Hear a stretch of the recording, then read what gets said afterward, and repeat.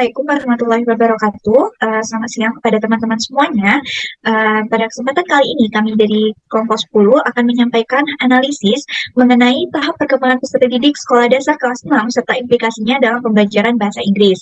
Tugas ini untuk memenuhi tugas proyek ujian akhir semester mata kuliah perkembangan peserta didik yang memiliki dosen pembimbing Bapak Hariswan Putra Jaya, Sarjana Pendidikan, Magister Pendidikan, selaku dosen pembimbing mata kuliah perkembangan peserta didik.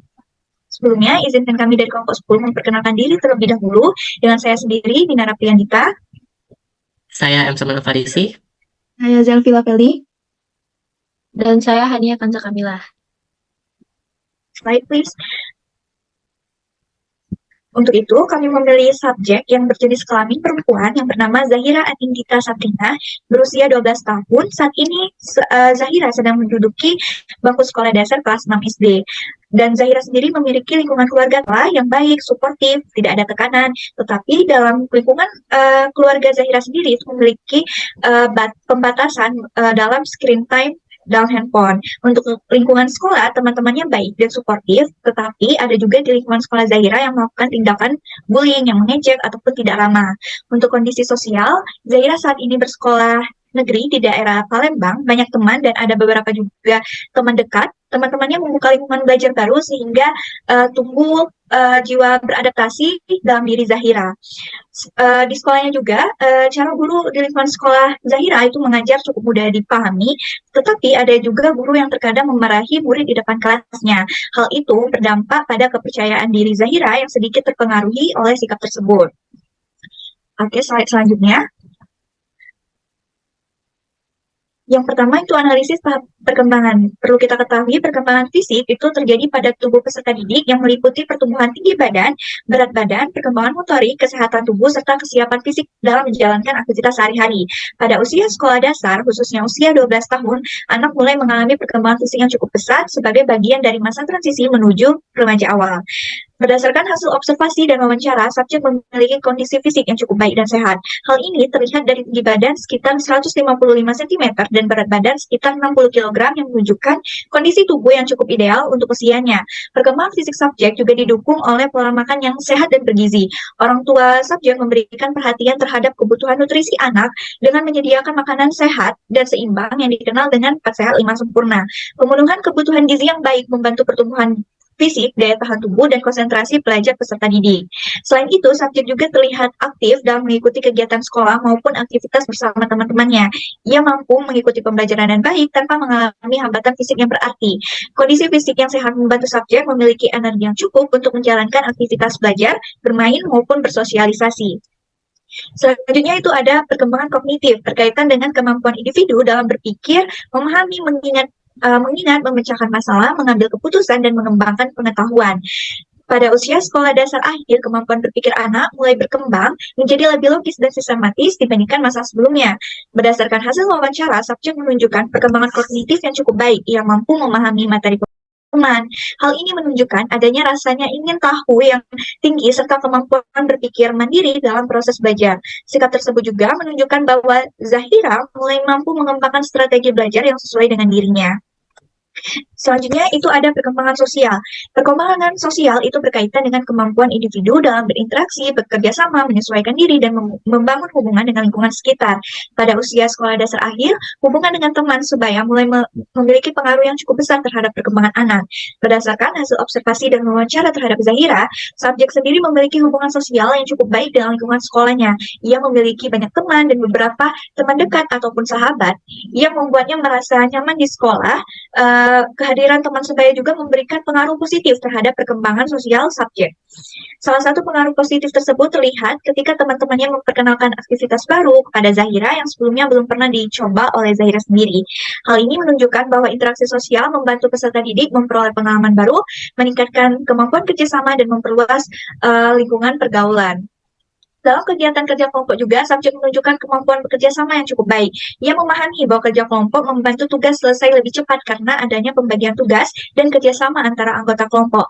Namun, di sini, Zahira selaku subjek juga menyadari bahwa terkadang terdapat anggota kelompok yang kurang aktif berpartisipasi.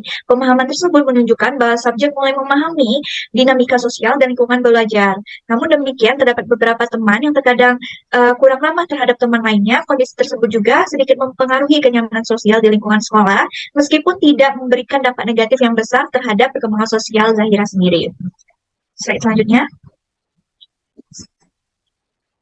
Selanjutnya itu perkembangan emosional yang berkaitan dengan mengenali, memahami, mengontrol, dan mengekspresikan emosi dalam kehidupan sehari-hari. Berdasarkan hasil wawancara, subjek memiliki rasa percaya diri yang cukup baik ya. Ia menyukai kegiatan speech atau berbicara di depan umum di sekolah. Keberanian tersebut menunjukkan bahwa subjek memiliki kemampuan mengelola rasa gugup dan percaya terhadap kemampuan dirinya sendiri. Selain itu, subjek juga memiliki motivasi belajar yang tinggi untuk memperoleh nilai terbaik di sekolah. Motivasi tersebut didukung oleh lingkungan keluarga yang suportif. Orang tua subjek selalu memberikan apresiasi dan ucapan selamat atas usaha dan prestasi yang diraihnya. Bentuk penghargaan sederhana tersebut membuat subjek merasa bahwa perjuangan dan usahanya dihargai sehingga meningkatkan semangat belajar dan rasa percaya dirinya. Selanjutnya itu ada perkembangan moral. Perkembangan moral yang berkaitan dengan memahami nilai, norma, aturan, tanggung jawab, serta perilaku yang dianggap baik dan benar dalam kehidupan sosial. Berdasarkan hasil observasi dan wawancara, subjek menunjukkan perkembangan moral yang cukup baik. Hal ini terlihat dari sikap tanggung jawab terhadap tugas sekolah dan keinginannya untuk memperoleh hasil belajar yang baik melalui usaha sendiri.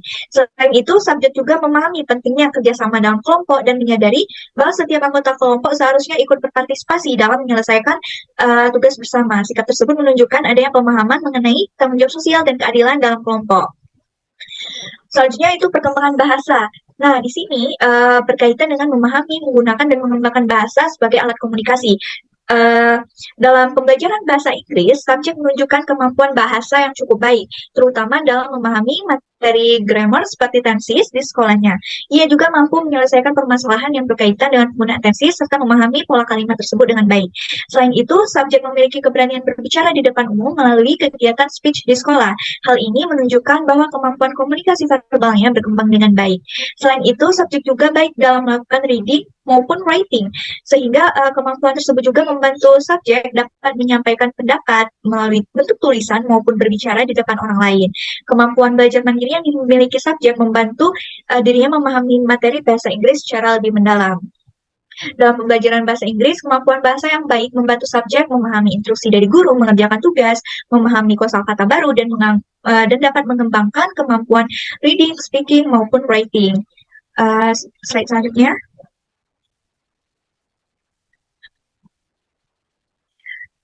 Nah, analisis tahap perkembangan. Perkembangan kepribadian. Kepribadian merupakan pola perilaku, sikap, dan karakter yang dimiliki individu dalam berinteraksi dengan lingkungan sekolahnya. Berdasarkan hasil observasi dan wawancara, subjek memiliki kepribadian yang sedikit introvert, tetapi juga mampu bersosialisasi dengan baik di lingkungan sekolah. Ia tidak terlalu bergantung kepada orang lain dan lebih memilih mencari solusi sendiri ketika menghadapi kesulitan belajar. Selain itu, subjek juga memiliki sifat percaya diri, mandiri, bertanggung jawab, dan memiliki motivasi berprestasi yang cukup tinggi. Ia memiliki keinginan untuk memperoleh nilai terbaik dan berusaha menunjukkan kemampuan terbaiknya dalam pembelajaran. Dukungan keluarga yang suportif membantu perkembangan kepribadian subjek menjadi lebih positif. Apresiasi yang diberikan orang tua membuat subjek merasa dihargai, sehingga dapat meningkatkan rasa percaya diri dan semangat belajar. Kepribadian yang dimiliki subjek juga membantu dirinya berkembang menjadi peserta didik yang aktif, mandiri, dan mampu menyesuaikan diri dengan lingkungan sosial maupun akademik. Slide selanjutnya. Oke, selanjutnya kita memasuki analisis berdasarkan teori. Yang pertama, menurut teori Jane Piaget. Jane Piaget menyebutkan perkembangan kognitif anak terbagi ke dalam beberapa tahap, yaitu tahap pertama sensori motor, praoperasional, operasional konkret, dan operasional formal. Anak usia sekolah dasar akhir, khususnya pada usia 11-12 tahun, umumnya berada pada tahap operasional konkret dan mulai memasuki tahapan operasional formal.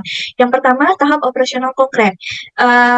Yang terjadi pada usia sekitar 7-11 tahun. Pada tahap ini, anak mulai mampu berpikir logis terhadap objek dan situasi nyata yang ada di sekitarnya. Anak juga mulai memahami hubungan sebab akibat maupun memecahkan masalah sederhana. Berdasarkan hasil observasi dan wawancara, subjek menunjukkan beberapa ciri tahap operasional konkret. Hal ini terlihat dari kemampuannya memahami kelebihan dan kekurangan kerja kelompok. Subjek memahami bahwa kerja kelompok dapat membantu tugas selesai lebih cepat karena adanya kerjasama antar anggota kelompok. Namun, ia juga menyadari bahwa tidak semua anggota kelompok selalu aktif berpartisipasi. Kemampuan memahami situasi tersebut menunjukkan bahwa subjek mampu berpikir logis terhadap pengalaman nyata yang dialaminya. Selain itu, kemampuan subjek dalam memahami materi tensis pada pembelajaran bahasa Inggris menunjukkan adanya perkembangan kemampuan berpikir kritis. Ia mampu memahami pola-pola penggunaan tensis dan menyelesaikan masalah yang berkaitan dengan materi tersebut secara sistematis. Selanjutnya itu slide selanjutnya. Yang kedua itu tahap operasional formal. Ini terjadi pada usia 11 tahun ke atas yang sedang dialami oleh subjek. Berdasarkan hasil wawancara, subjek mulai menunjukkan ciri-ciri tahap operasional formal. Hal ini terlihat dari sikapnya yang lebih dominan mencari tahu sendiri solusi dari kesulitan yang dihadapinya saat melakukan kegiatan pembelajaran dibandingkan langsung bertanya kepada teman ataupun guru. Sikap tersebut menunjukkan bahwa subjek mulai mampu berpikir mandiri dan menggunakan penalaran dan memecahkan masalahnya sendiri. Selain itu, subjek memiliki motivasi belajar yang cukup tinggi dan memiliki keinginan untuk memperoleh nilai terbaik.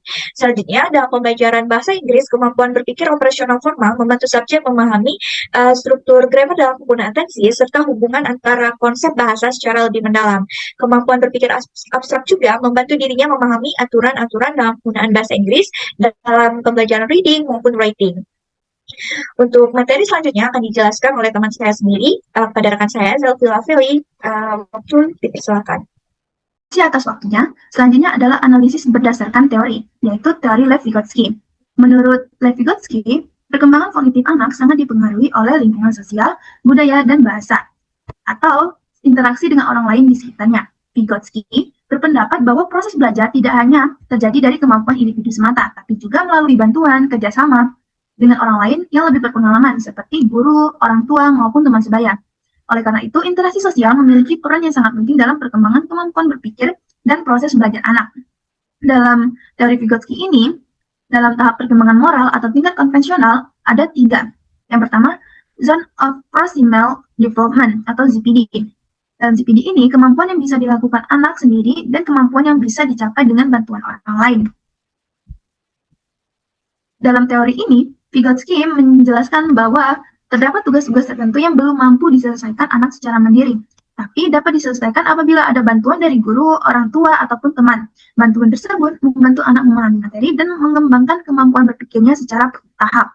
Oleh karena itu, kemampuan anak akan berkembang lebih baik apabila proses pembelajaran dilakukan dengan berdampingan yang sesuai.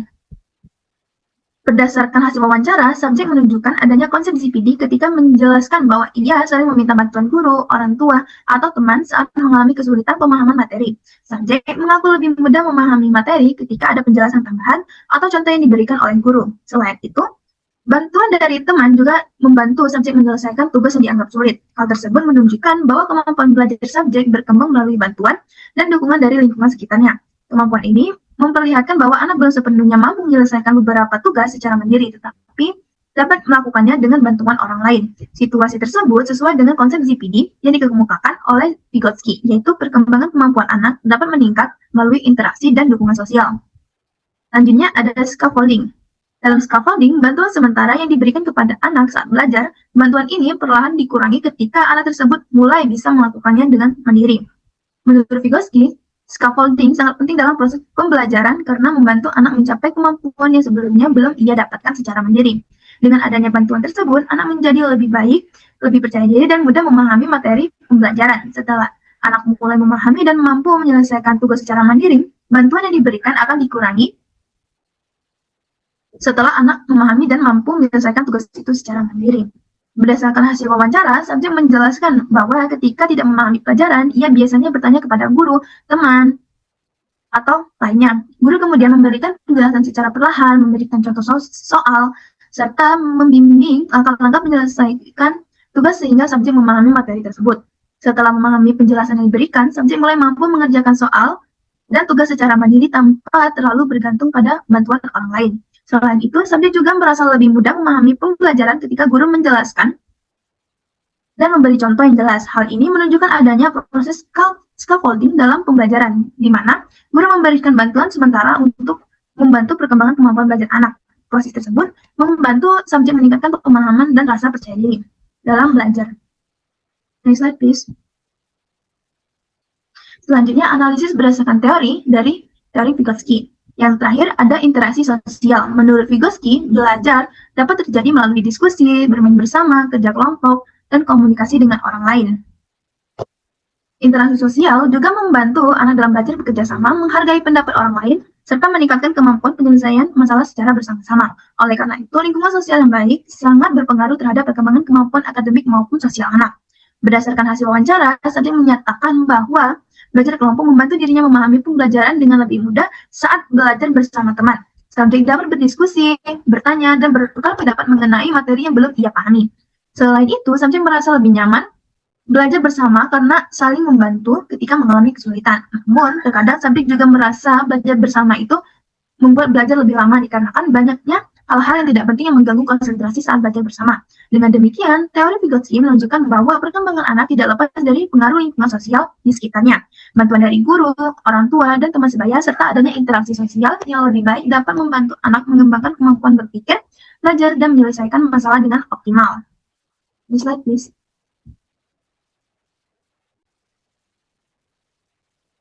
Selanjutnya adalah analisis berdasarkan teori dari Erikson.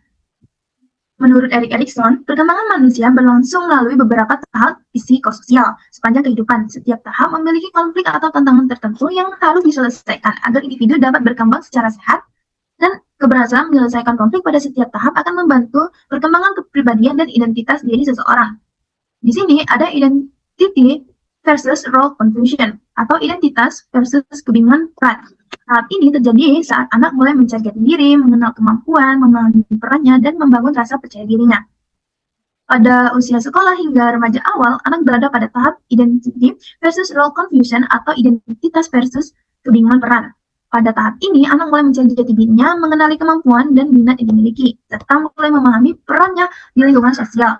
Anak mulai memiliki cita-cita dan mencoba berbagai aktivitas dan ingin mendapatkan pengakuan dari orang lain. Dalam tahap ini, dukungan dari keluarga, guru, teman sebaya sangat penting untuk membantu anak membangun rasa percaya diri dan identitas diri yang positif. Jika anak mendapatkan dukungan dan kesempatan untuk berkembang, maka anak itu akan memiliki rasa percaya diri dan memahami potensi dirinya. Sebaliknya, jika anak kurang mendapatkan dukungan, anak akan mengalami kebingungan peran, kurangnya percaya diri, dan kesulitan mengenali dirinya sendiri. Dari teori Erikson ini menunjukkan bahwa perkembangan emosional dan sosial anak sangat penting dalam pembentukan kepribadian. Lingkungan yang positif akan membantu anak berkembang menjadi individu yang lebih percaya diri dan mampu menyesuaikan diri dengan lebih baik. Materi selanjutnya akan dilanjutkan oleh teman saya. Oke, selanjutnya itu ada analisis berdasarkan teori Colbert. Teori perkembangan moral dari Colbert ini berakar dari penelitian awal Piaget yang kemudian dikembangkan oleh Colbert, yang menegaskan bahwa perkembangan moral sejatinya berkaitan erat dengan konsep keadilan dan berlangsung secara berkesinambungan sepanjang rentang kehidupan individu. Colbert membagi perkembangan moral menjadi 3 tingkatan, dan masing-masing terdiri dari 2 tahap, sehingga totalnya ada 6 tahap yang setiap tahap memiliki ciri khas yang membedakannya dari yang lain. Teori ini mencakup tahap profesional, konvensional, dan pasca konvensional. Pada bagian teori Colbert, subjek termasuk ke dalam tahap konvensional. Pada tahap ini, subjek mulai memahami bahwa perilaku yang baik adalah perilaku yang sesuai dengan aturan yang berlaku. Moral subjek juga mulai dipengaruhi oleh lingkungan sosial dan juga otoritas. Berdasarkan hasil dari wawancara, subjek mengatakan bahwa ia akan melapor kepada guru apabila melihat temannya menyontek pada saat ujian. Karena menurut subjek, menyontek adalah tindakan yang salah dan tidak diperbolehkan pada saat di sekolah. Hal tersebut menunjukkan bahwa subjek sudah mulai memahami aturan dan pentingnya menaati peraturan yang ada. Selanjutnya, itu ada faktor-faktor yang mempengaruhi perkembangan. Yang pertama itu ada keluarga. Keluarga merupakan lingkungan pertama yang berperan penting dalam perkembangan subjek. Orang tua memiliki pengaruh besar dalam membentuk kebiasaan, perilaku, karakter, dan juga karakter subjek sejak usia dini. Berdasarkan hasil wawancara, subjek mengatakan bahwa ibu merupakan orang yang paling sering mengingatkan untuk belajar. Selain itu, subjek juga diwajibkan untuk membersihkan tempat tidurnya sendiri. Dari hal tersebut, dapat dilihat bahwa lingkungan keluarga membantu membentuk kebiasaan yang positif, melatih kemandirian, serta menanamkan rasa tanggung jawab pada subjek sejak dini. Selanjutnya itu ada faktor teman sebaya.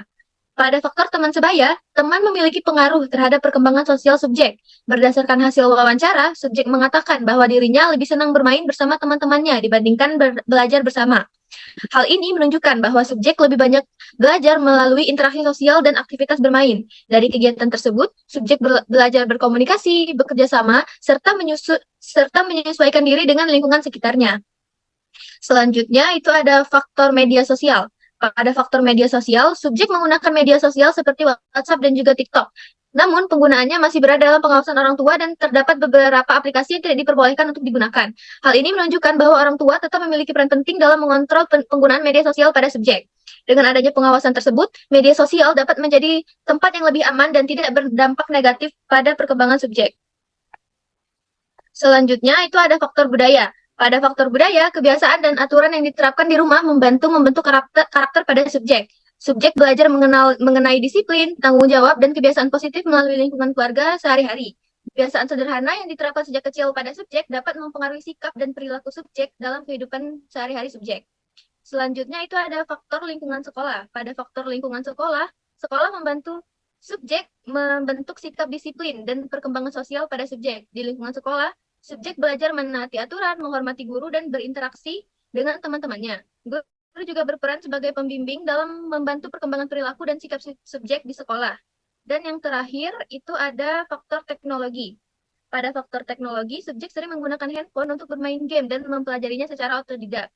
Hal ini menunjukkan bahwa teknologi dapat menjadi sarana hiburan sekaligus membantu subjek mengeksplorasi hal-hal baru secara mandiri.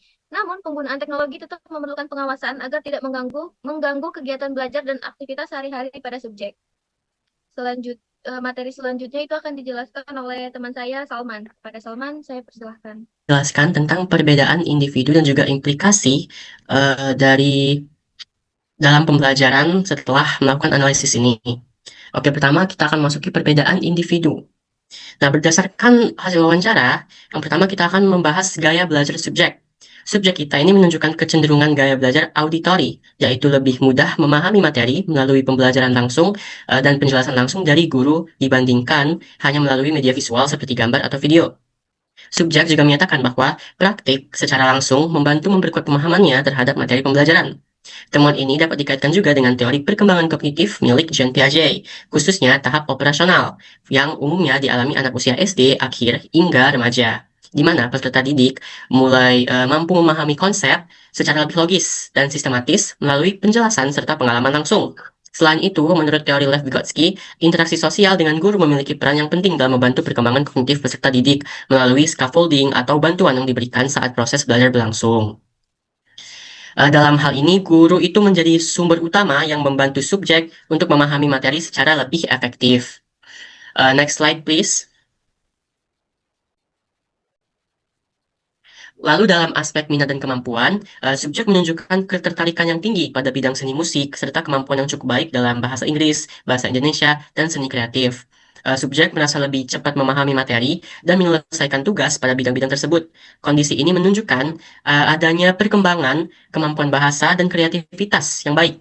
Hal tersebut dapat dikaitkan juga dengan teori Jerome Bruner yang menekankan pentingnya proses aktif dalam pembelajaran serta bagaimana peserta didik membangun pemahamannya sendiri berdasarkan pengalaman dan minatnya. Ketertarikan subjek terhadap seni juga memperlihatkan bahwa motivasi intrinsik atau dari dalam diri itu dapat berkembang ketika peserta didik merasa nyaman dan memiliki minat terhadap bidang tertentu. Selain itu, kemampuan subjek dalam memahami bahasa dapat dikaitkan juga dengan teori Noam Chomsky mengenai Language Acquisition Device atau LAD, yaitu kemampuan bawaan manusia dalam memperoleh dan mengembangkan bahasa. Walaupun teori Chomsky ini lebih menekankan pada pemerolehan bahasa sejak usia dini, kemampuan bahasa yang baik pada subjek menunjukkan perkembangan linguistik yang terus terasah melalui lingkungan belajar dan pengalaman sehari-hari. Next slide. Lalu dari segi karakter, sosial, dan kepribadian, subjek menunjukkan sikap yang fleksibel dalam kerja kelompok. Artinya subjek itu lebih memilih bekerja kelompok ketika menghadapi tugas yang sulit, tapi Kalau dia mampu bekerja sendiri, karena tugasnya dianggap mudah, maka dia akan belajar mandiri. Hal ini menunjukkan adanya kemampuan penyesuaian diri dalam situasi sosial dan pembelajaran.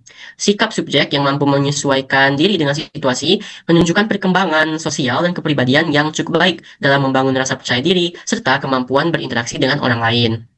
Sementara itu, next slide.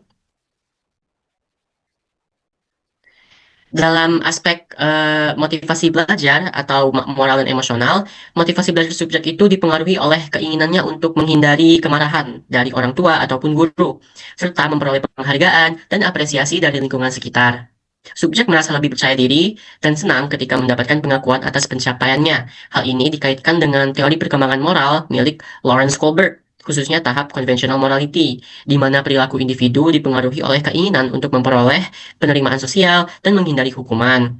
Selain itu, kebutuhan akan apresiasi juga menunjukkan perkembangan emosional remaja yang mulai membutuhkan pengakuan dari lingkungan sekitarnya sebagai bagian dari pembentukan konsep diri dan rasa percaya diri. Nah, hal ini bisa dikaitkan dengan teori perkembangan psikososial Erik Erikson. Pada usia 12 tahun, subjek itu dalam tahap transisi. Mereka itu di tahap akhir masa kanak-kanak dan juga mulai memasuki masa remaja awal. Dalam teori Erikson, peserta didik pada usia tersebut umumnya masih pada tahap industry versus inferiority. Tapi di sini saya juga memasukinya ke dalam tahap identity versus role confusion. Nah, untuk industry versus inferiority, itu tahap ketika anak mulai berinteraksi lebih luas di lingkungan sekolah, serta mempelajari berbagai keterampilan akademik maupun sosial. Apabila peserta didik memperoleh penghargaan dan apresiasi atas usahanya, ia akan merasa lebih kompeten dan percaya diri. Sebaliknya, jika peserta didik terlalu sering dibandingkan, diremehkan, atau kurang mendapatkan dukungan, hal tersebut dapat menimbulkan perasaan rendah diri atau inferiority. Sedangkan dalam aspek perkembangan fisik itu nggak ada kaitan atau tidak ada pengaruh dominan dalam proses belajar subjek. Namun, minat subjek pada seni musik dan aktivitas kreatif dapat menunjukkan bahwa perkembangan motorik dan koordinasi fisik tetap mendukung keterampilan tertentu, terutama dalam kegiatan seni dan praktik langsung. Jadi, berdasarkan hasil wawancara dan teori perkembangan peserta didik yang telah kita pelajari, dapat disimpulkan bahwa perkembangan peserta didik dipengaruhi oleh berbagai aspek yang saling berkaitan, mulai dari perkembangan kognitif, sosial, emosional, moral, bahasa, hingga kepribadian. Oleh karena itu, guru perlu memahami karakteristik individual peserta didik agar proses pembelajaran dapat berlangsung secara optimal. Next slide.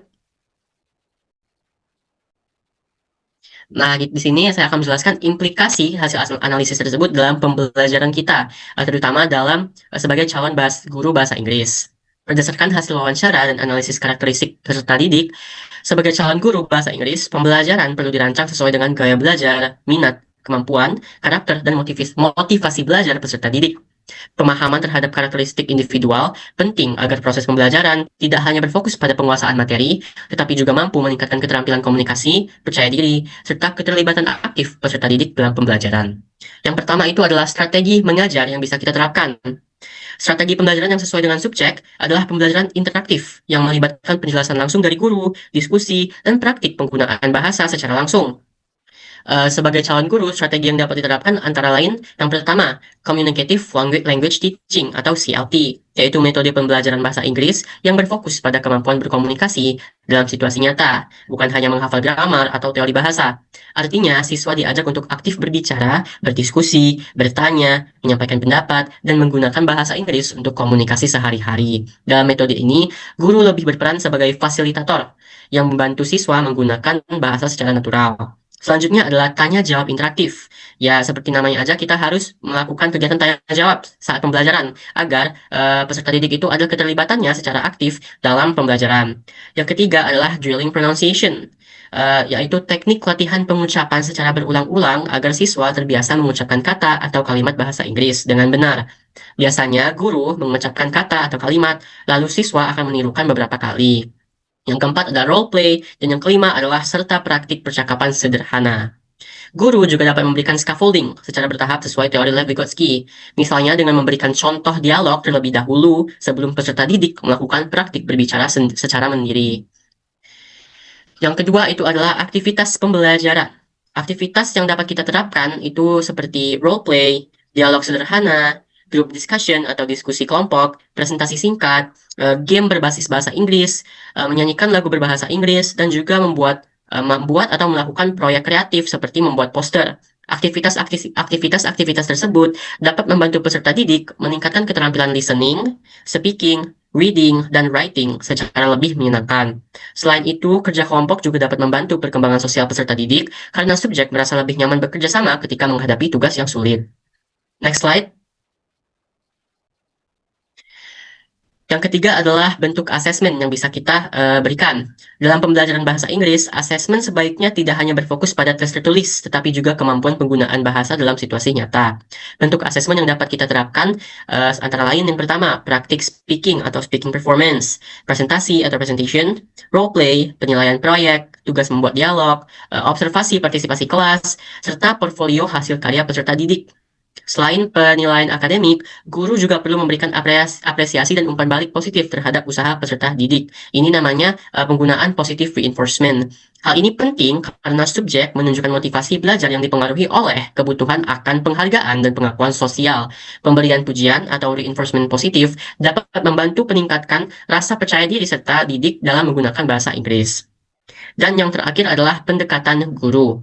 Sebagai calon guru, pendekatan yang tepat adalah pendekatan yang suportif, komunikatif, non-judgmental atau tidak ngejudge, dan memberikan apresiasi agar mampu menciptakan suasana belajar yang nyaman. Dalam pembelajaran bahasa, peserta didik sering merasa takut melakukan kesalahan saat berbicara menggunakan bahasa Inggris. Oleh karena itu, guru perlu membangun lingkungan belajar yang tidak menghakimi agar peserta didik merasa lebih percaya diri untuk mencoba menggunakan bahasa. Pendekatan yang dapat diterapkan antara lain memberikan motivasi dan dukungan emosional, menghargai proses belajar peserta didik, memberikan kesempatan bertanya dan berpendapat, dan membangun komunikasi yang positif dengan peserta didik. Pendekatan ini sesuai dengan teori perkembangan psikososial Erik Erikson, di mana peserta didik usia remaja awal sedang berada pada tahap pencarian identitas diri dan membutuhkan dukungan sosial untuk membangun rasa percaya diri. Dengan memahami karakteristik individual peserta didik, guru atau guru bahasa Inggris dapat menciptakan pembelajaran yang lebih efektif, komunikatif, dan sesuai dengan kebutuhan perkembangan peserta didik. Ya, itu saja penjelasan dari saya. Bacaan kesimpulan yang akan dibacakan oleh Muhammad Salman. Pada Salman dipersilakan.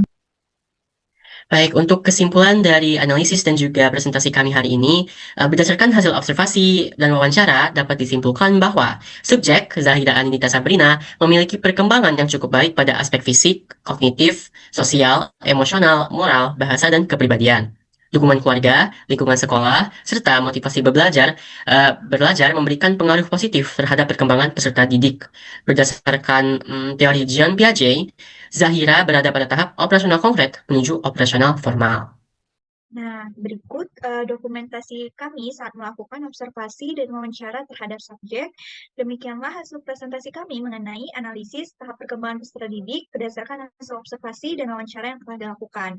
Dari pembahasan kami tersebut dapat dipahami bahwa setiap peserta didik memiliki karakteristik dan tahap perkembangan yang berbeda, sehingga guru dan orang tua perlu memahami kebutuhan serta perkembangan anak agar proses pembelajaran dapat berjalan secara optimal.